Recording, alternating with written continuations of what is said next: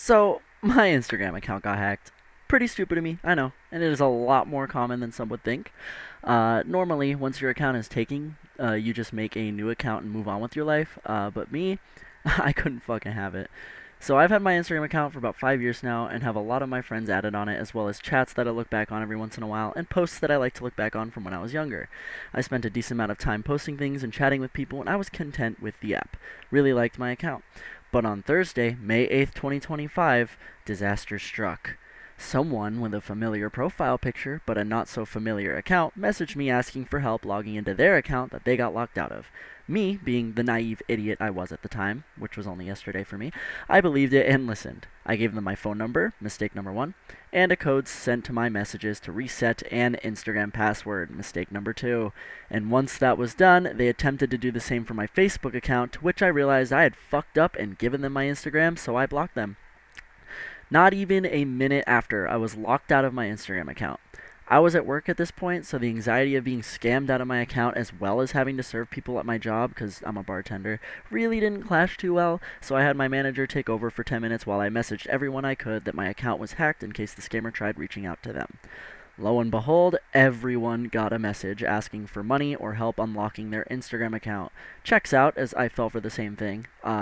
And at this point, I was receiving calls, texts, and snaps from all of my friends and family asking if I was hacked, to which I replied, yes, report and block the account. Now, my plan after letting everyone know what happened was to make a new Instagram account when I got home and make a post with some of the screenshots my friends sent me to not only let people know that my account was hacked and to not reply to it, but also because some of the screenshots were pretty funny since most of my friends realized it wasn't me and started sending some horrendous shit to the hacker like messages and videos. Now for the fun part. I decided that I would take a shot in the dark and see if I can't convince the scammer to give me my account back. My plan was simple. Step 1. Bribe them. Tell them I'll give them a decent sum of money, $100, in return for the password back. To make this step work, however, I needed to contact the scammer, so I got onto my second account and messaged my main account, telling the scammer that I would send them $100 if they gave me the account back.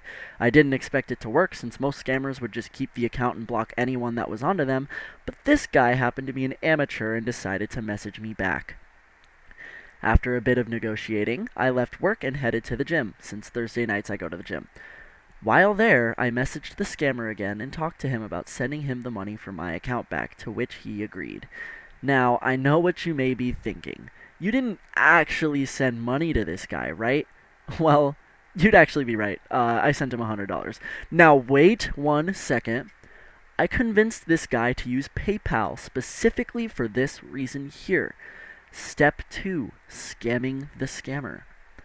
PayPal has this cool thing where when you send money to someone, you can choose from two options, friends and family or goods and services. Choosing friends and family will send the money to the person instantly and you cannot get it back unless they send it back to you themselves. However, I chose goods and services. Why? Because you can request a full refund from PayPal themselves if the goods or services were not what you expected. So I told the scammer to send me my account password in exchange for me not taking the money back. He agreed and sent me the password, like an absolute moron, after he realized I sent the money through goods and services and not through family and friends like he told me to. He had me take the money back, giving me the full refund, and told me to just use Cash App or Venmo. At this point, I had received my password and was able to log into my account. However, there was an issue. He enabled two-factor authentication, which meant I needed a 6-digit code from his physical phone or PC to get back into my account. So at this point, I realized I was never going to get my account back, so I changed things up a bit with him, just to see if it would work. I told him that I needed a 6-digit code to get in, and that I would send 50 for him to send it, and the other 50 after I got back into my account, to which he agreed, like an idiot. But what he didn't realize is that Instagram has this cool little feature that I like to call Step 3, Instagram's super awesome account recovery thingy, or ISART for short. I learned that if you try logging in with the password and you're hit by the two-factor authentication thingy, you can actually choose a different way to log in with an 8-digit backup code. However, I did not have this code. So you may be thinking, then how the fuck did you get back into your account? To which I reply with, ISART. Instagram allows you to recover your account when you have two-factor authentication enabled by taking a short video of your face looking up, left, and right to prove that you actually own the account and that your face exists in your post, which it does, thankfully. And after that, Instagram will send you an email with an 8-digit backup code to log back in. The only issue, you have to wait a few days for it to go through, meaning if the scammer decided to change the password or delete the account, this would have all have been for naught. Luckily, I had another plan. Step 4. Stall for time. The scammer wanted me to send him money through Apple Pay. I told him that I had to set up Apple Pay, which was a lie, and that it would take a few days for it to go through, which was a lie part 2. At this point, I was convinced this was not going to work, and I was prepared to lose my account for good. However, just as I was losing hope, I received an email from Instagram containing the 8-digit code. I left the gym early and drove myself home to see if I could figure it out easier on my PC. After spending a full hour trying to figure it out and telling the scammer things like, I'll send on PayPal again and give me a second, I have to figure stuff out, it was finally ready. I entered the 8-digit backup code, got logged into my account, and immediately changed the password and enabled my own two-factor authentication on my phone. And the scammer didn't have a clue the whole time. So I messaged him again, saying that I needed the password to get to the authenticator screen, telling him that his password that he sent me was incorrect. He asked me for a screenshot of proof, saying it was incorrect, to which I said, I will, 1 second. I had done it. I had taken back my account, locked him out of it, and regained access, and enabled my own two-factor authentication just in case he had some kind of backdoor. Now for the 5th and final step. Step 5. Rub it in his face. During the time I was enabling the two-factor authentication, the scammer sent me an exclamation point in our messages, which told me that he had probably caught on. But it was too late. He lost access, and I got my account back.